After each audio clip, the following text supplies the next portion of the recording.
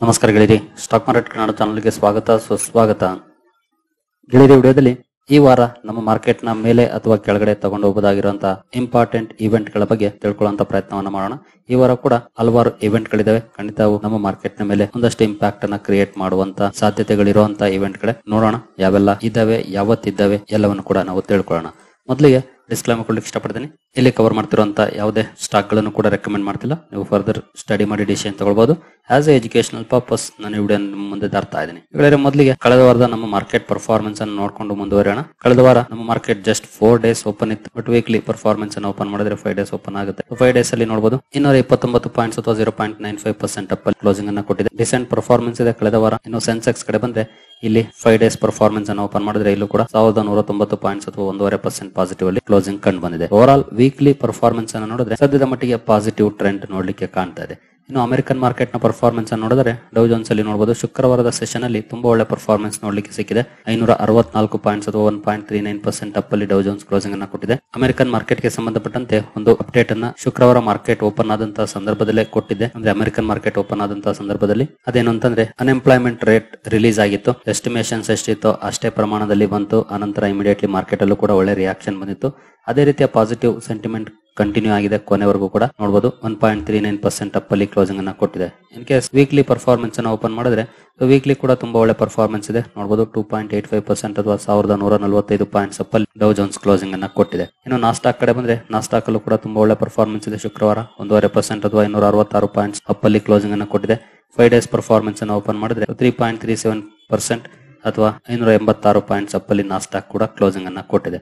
Over all American market ಅಲ್ಲೂ ಕೂಡ positive trend ಇದೆ. ನಮ್ಮ ಮಾರ್ಕೆಟ್ ಅಲ್ಲೂ ಕೂಡ ಪಾಸಿಟಿವ್ ಟ್ರೆಂಡ್ ಇದೆ. ಈ ವಾರ ಯಾವ ರೀತಿ ಪರ್ಫಾರ್ಮೆನ್ಸ್ ಬರುತ್ತೆ ಅನ್ನೋದನ್ನ ನೋಡ್ಬೇಕು ಅಂತಂದ್ರೆ ಇವೆಂಟ್ ಗಳ ಬಗ್ಗೆ ತಿಳ್ಕೊಳ್ಬೇಕಾಗುತ್ತೆ.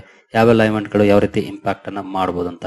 ಮೊದಲನೇದಾಗಿ ಈ ವಾರ ಫೋಕಸ್ ಅಲ್ಲಿ ಇರೋದು FOMC ಮೀಟಿಂಗ್ ಕಡೆ. ಫೆಡರಲ್ ಓಪನ್ ಮಾರ್ಕೆಟ್ ಕಮಿಟಿಯ ಮೀಟಿಂಗ್ ಇದೆ. ಅಂದ್ರೆ ಫೆಡ್ ರೇಟ್ ಡಿಸಿಷನ್ ಅನ್ನ ತಗೊಳ್ತಾ ಇದೆ. ನೋಡಬಹುದು ಮೇ 6 ಹಾಗೂ 7ಕ್ಕೆ ಔಟ್ಕಮ್ ಬರುತ್ತೆ. ಔಟ್ಕಮ್ ಏನ್ ಬರ್ಬೋದು ಅಂತ ಈಗಾಗಲೇ ಎಲ್ರಿಗೂ ಕೂಡ ಗೊತ್ತಿದೆ. ಅಂದ್ರೆ ರೇಟ್ ಪಾಸ್ ಕಂಟಿನ್ಯೂ ಮಾಡ್ತಾರೆ. ರೇಟ್ ಕಟ್ ಮಾಡುವಂತ ಚಾನ್ಸಸ್ ಕಡಿಮೆ. ಡೊನಾಲ್ಡ್ ಟ್ರಂಪ್ ಅವರು ಪ್ರೆಷರ್ ಮಾಡ್ತಿದ್ದಾರೆ ರೇಟ್ ಕಟ್ ಮಾಡ್ಲಿಕ್ಕೆ. ಬಟ್ ಫೆಡ್ ಕಮಿಟಿ ಮೆಂಬರ್ಸ್ ಆ ಪ್ರೆಷರ್ ಗೆ ರಿಯಾಕ್ಟ್ ಮಾಡ್ತಿಲ್ಲ. ಹಾಗಾಗಿ ರೇಟ್ ಕಟ್ ನ ಚಾನ್ಸಸ್ ಅಂತೂ ತುಂಬಾ ಕಡಿಮೆ ಇದೆ. ಬಟ್ ಎಕಾನಮಿ ಬಗ್ಗೆ, ಗ್ರೋತ್ ಬಗ್ಗೆ ಹಾಗೂ ರಿಸೆಷನ್ ಬಗ್ಗೆ ಇತ್ತೀಚೆಗೆ GDP ಡೇಟಾ ರಿಲೀಸ್ ಆಯ್ತು, ನೆಗೆಟಿವ್ ಅಲ್ಲಿ ಬಂತು. ಅದ್ರ ಬಗ್ಗೆ ಏನ್ ಹೇಳ್ತಾರೆ ಕಮೆಂಟ್ರಿ ಮೇಲೆ ಜಾಸ್ತಿ ಜನರ ಕಣ್ಣಿರುತ್ತೆ. ಯಾಕೆಂದ್ರೆ ಎಕ್ಸ್ಪೆಕ್ಟೇಷನ್ಸ್ ಅಂತೂ ಇಲ್ಲ ರೇಟ್ ಕಟ್ ಆಗುತ್ತೆ ಅಂತ. ಇನ್ ಕೇಸ್ ಅನ್ಎಕ್ಸ್ಪೆಕ್ಟೆಡ್ಲಿ ಆದ್ರೆ ಅದು ಪಾಸಿಟಿವ್ ಮೂವ್ ಗೆ ಕಾರಣ ಆಗ್ಬೋದು. ಕೆಲವು ಸಲ ನೆಗೆಟಿವ್ ಗೂ ಕೂಡ ಕಾರಣ ಆಗ್ಬೋದು. ಯಾಕೆಂತಂದ್ರೆ ಇದಕ್ಕಿದಂಗೆ ಯಾಕೆ ರೇಟ್ ಕಟ್ ಮಾಡಿರು ಅನ್ನೋಂತ ಡೌಟ್ಸ್ ಕ್ರಿಯೇಟ್ ಆಗುತ್ತೆ. ಇನ್ ಕೇಸ್ ಕಟ್ ಮಾಡಿದ್ರೆ ಆಗ್ಲೂ ಕೂಡ ಅದು ನೆಗೆಟಿವ್ ಆಗ್ಬೋದು ಅಂತ ಚಾನ್ಸಸ್ ಕೂಡ ಇರುತ್ತೆ. ಬಟ್ ರೇಟ್ ಕಟ್ ಆಗುವಂತ ಚಾನ್ಸಸ್ ತುಂಬಾ ಕಡಿಮೆ. 99.99% ಆಗಲ್ಲ ಅಂತಾನೆ ಹೇಳೋದು. ಬಟ್ ಅವರ ಕಮೆಂಟ್ರಿ ಏನಿರುತ್ತೆ, ಜೆರೋಮ್ ಪವೆಲ್ ಅವರು ಎಸ್ಪೆಷಲಿ ಗ್ರೋತ್ ಗೆ ಸಂಬಂಧಪಟ್ಟಂತೆ ಏನ್ ಹೇಳ್ತಾರೆ, ಏನ್ ಇರ್ತಾರೆ ಮಾರ್ಕೆಟ್ ಮುಂದೆ, ಅದು ತುಂಬಾ ಇಂಪಾರ್ಟೆಂಟ್ ಆಗುತ್ತೆ. ಈ 7ನೇ ತಾರೀಕು ಇದರ ಮೇಲೆ ಫೋಕಸ್ ಇಡಬೇಕಾಗುತ್ತೆ. ಜೊತೆಗೆ ಇದರ ಔಟ್ಕಮ್ ನಮ್ಮ ಮಾರ್ಕೆಟ್ ನ ಮೇಲೆ 8ನೇ ತಾರೀಕು ಇಂಪ್ಯಾಕ್ಟ್ ಅನ್ನ ಮಾಡುವಂತ ಚಾನ್ಸಸ್ ಇರುತ್ತೆ. ನೋಡೋಣ ಯಾವ ರೀತಿ ಔಟ್ಕಮ್ FOMC ಅಲ್ಲಿ ಬರುತ್ತೆ ಅಂತ. ಇದರ ಮೇಲೆ ಕಣ್ಣಿರ್ಲಿ 7ನೇ ತಾರೀಕು. ನಂತರ ಇನ್ನೊಂದು ಸೆಂಟ್ರಲ್ ಬ್ಯಾಂಕ್ ನ ರೇಟ್ ಡಿಸಿಷನ್ ಕೂಡ ಇದೆ. UK ಬ್ಯಾಂಕ್ ಆಫ್ ಇಂಗ್ಲೆಂಡ್ ಕೂಡ ರೇಟ್ ಬಗ್ಗೆ ಡಿಸಿಷನ್ ತಗೊಳ್ತಾ ಇದೆ. ಹಿಂದಿನ ಸಲ ನೋಡಬಹುದು 4.5% ಕಂಟಿನ್ಯೂ ಮಾಡಿತ್ತು ಬ್ಯಾಂಕ್ ಆಫ್ ಇಂಗ್ಲೆಂಡ್ ಮಾರ್ಚ್ ತಿಂಗಳಲ್ಲಿ. ಈಗ ಮೇ 8ಕ್ಕೆ ಮೀಟ್ ಇದೆ. ಕಟ್ ಮಾಡಬಹುದು ಅನ್ನೋಂತ ಎಸ್ಟಿಮೇಷನ್ಸ್ ಇದೆ. 25 ಬೇಸಿಸ್ ಪಾಯಿಂಟ್ಸ್ ಕಟ್ ಮಾಡಬಹುದು ಅನ್ನೋಂತ ಫೋರ್ಕಾಸ್ಟ್ ನೋಡ್ಲಿಕ್ಕೆ ಕಾಣ್ತಾ ಇದೆ. 4.25% ಇಳಿಸಬಹುದು ಅಂತ. ಈ ಕಡೆ ಕೂಡ ನಾವು ಗಮನ ಇಡಬೇಕಾಗುತ್ತೆ ಮೇ 8ನೇ ತಾರೀಕು. ನೆಕ್ಸ್ಟ್ ಬರೋದ್ರೆ Indo Pak tensions.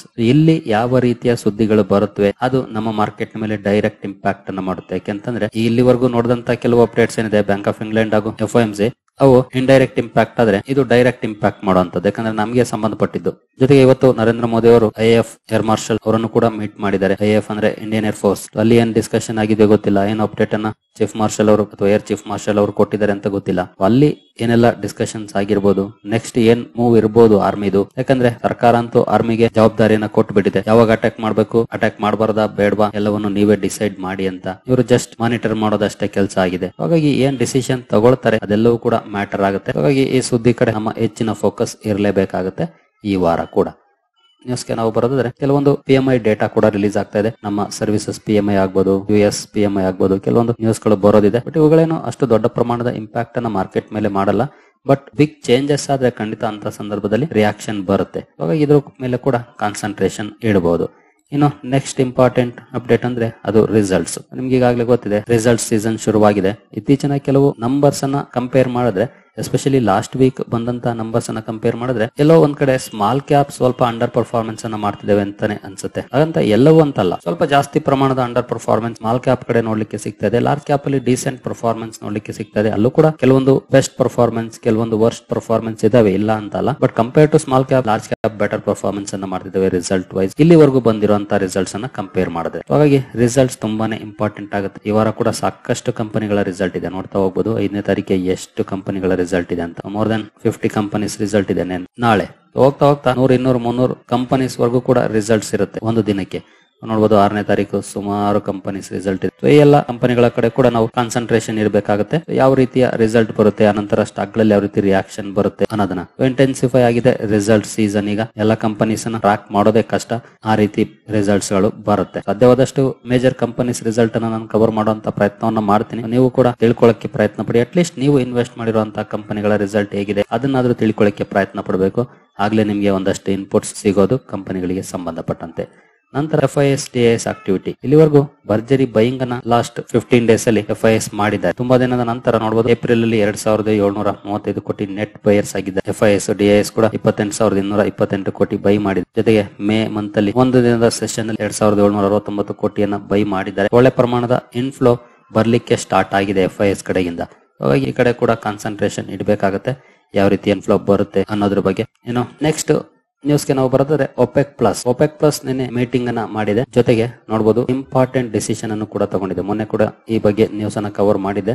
OPEC plus agrees another accelerated oil output hike for June ಅಲ್ಲಿ ಆಯಿಲ್ ಔಟ್ಪುಟ್ ಹೈಕ್ ಮಾಡೋ ಬಗ್ಗೆ ಡಿಸಿಷನ್ ಅನ್ನ ತಗೊಂಡಿದೆ. ಇದು ಒಂದಷ್ಟು ಪಾಸಿಟಿವ್ ಮೊಮೆಂಟಮ್ ಅನ್ನ ತರಬಹುದು. ಹಾಗಾಗಿ ಕ್ರೂಡ್ ಮೇಲೆ ನಮ್ಮ ಫೋಕಸ್ ಇಡಬೇಕಾಗುತ್ತೆ, ಯಾವ ರೀತಿ ಪರ್ಫಾರ್ಮೆನ್ಸ್ ಬರುತ್ತೆ ಅಂತ. ಬ್ರೆಂಟ್ ನೋಡಬಹುದು $61.29 ಅಲ್ಲಿ ಟ್ರೇಡ್ ಆಗ್ತಾ ಇದೆ. 70 ರೇಂಜ್ ಇಂದ 60 ರೇಂಜ್ ಬಂದಿದೆ. Big positive news long term ಅಲ್ಲಿ.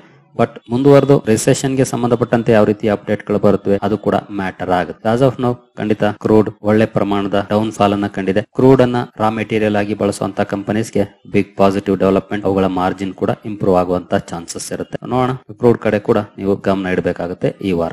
ನೆಕ್ಸ್ಟ್ ರುಪಿನಲ್ಲಿ ನೋಡಬಹುದು ಎಷ್ಟು ಸ್ಟ್ರಾಂಗ್ ಪರ್ಫಾರ್ಮೆನ್ಸ್ ಕಂಡು ಬರ್ತಾ ಇದೆ ಅಂತ.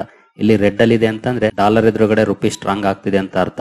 ಗ್ರೀನ್ ಅಲ್ಲಿ ಇದ್ರೆ ಡಾಲರ್ ಸ್ಟ್ರಾಂಗ್ ಆಗ್ತಿದೆ ಅಂತ ಅರ್ಥ. ಒಳ್ಳೆ ಅಪ್ರಿಸಿಯೇಷನ್ ನೋಡ್ಲಿಕ್ಕೆ ಕಾಣ್ತಾ ಇದೆ. ಎಸ್ಪೆಷಲಿ ಇತ್ತೀಚೆಗೆ FIS ಕೂಡ ಕಮ್ ಬ್ಯಾಕ್ ಮಾಡ್ತಿರೋದು ಒಂದಷ್ಟು ಪಾಸಿಟಿವ್ ಇಂಪ್ಯಾಕ್ಟ್ ಅನ್ನ ಇಲ್ಲಿ ಕ್ರಿಯೇಟ್ ಮಾಡಿದೆ. ಹಾಗಾಗಿ ರುಪಿ ಕೂಡ ಸ್ಟ್ರಾಂಗ್ ಆಗ್ತಾ ಇದೆ. ಯಾಕಂದ್ರೆ ಅವರಿಂದ ಔಟ್ ಫ್ಲೋ ಹೋಗ್ತಾ ಇದ್ರೆ ಅವರು ಕೂಡ ರುಪಿನ ಸೆಲ್ ಮಾಡ್ತಿರ್ತಾರೆ, ಡಾಲರ್ ನ ಬೈ ಮಾಡ್ತಿರ್ತಾರೆ.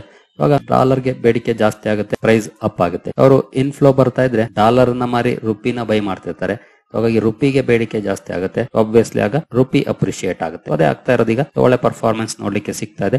ಈ ಕಡೆ ಕೂಡ ನಾವು ಗಮನ ಇಡಬೇಕಾಗುತ್ತೆ. ಇನ್ನು ಗೋಲ್ಡ್ ಕಡೆ ಬಂದ್ರೆ, ಗೋಲ್ಡ್ ರೆಕಾರ್ಡ್ ಲೆವೆಲ್ ಅನ್ನು ಟಚ್ ಮಾಡಿ ಕೆಳಗಡೆ ಬಂದಿದೆ. 1 ಲಕ್ಷವನ್ನ ಕ್ರಾಸ್ ಮಾಡಿ ಮತ್ತೆ ಒಂದಷ್ಟು ಕರೆಕ್ಷನ್ ಕೂಡ ಆಗಿದೆ. ನೋಡಬಹುದು 5% ಹೈಯಿಂದ ಕರೆಕ್ಷನ್ ಆಗಿದೆ. ಲಾಸ್ಟ್ ವೀಕ್ ಒಂದು ವಿಡಿಯೋನ ಕವರ್ ಮಾಡಿದ್ದೆ. ಕರೆಕ್ಷನ್ ಆದ್ರೆ ಅಥವಾ ಬೈ ಅಂಡ್ ಡಿಪ್ ಸ್ಟ್ರಾಟಜಿಯನ್ನ ಬಳಸಬಹುದು, ಆ ರೀತಿಯ ಅಪ್ಡೇಟ್ ಗಳನ್ನ ಹಲವು ಅನಲಿಸ್ಟ್ ಗಳು ಕೊಡ್ತಿದ್ದಾರೆ ಅಂತ. ಇನ್ ಕೇಸ್ ಇನ್ನು ಫರ್ದರ್ ಡಿಕ್ಲೈನ್ ಆದ್ರೆ ಖಂಡಿತ ಅದನ್ನ ಆಸ್ ಎ ಅಪಾರ್ಚುನಿಟಿ ಅಂತಾನೆ ನೋಡಬಹುದು ಗೋಲ್ಡ್ ಅಲ್ಲಿ. ಯಾಕೆಂತಂದ್ರೆ ಅಮೆರಿಕನ್ ಮಾರ್ಕೆಟ್ ಅಲ್ಲಿ ಅನ್ಸರ್ಟನಿಟಿ ಜಾಸ್ತಿ ದಿನ ಇರೋವರೆಗೂ ಕೂಡ ಗೋಲ್ಡ್ ಒಳ್ಳೆ ಪರ್ಫಾರ್ಮೆನ್ಸ್ ಅನ್ನ ಮಾಡುವಂತ ಚಾನ್ಸಸ್ ಇದ್ದೇ ಇದೆ.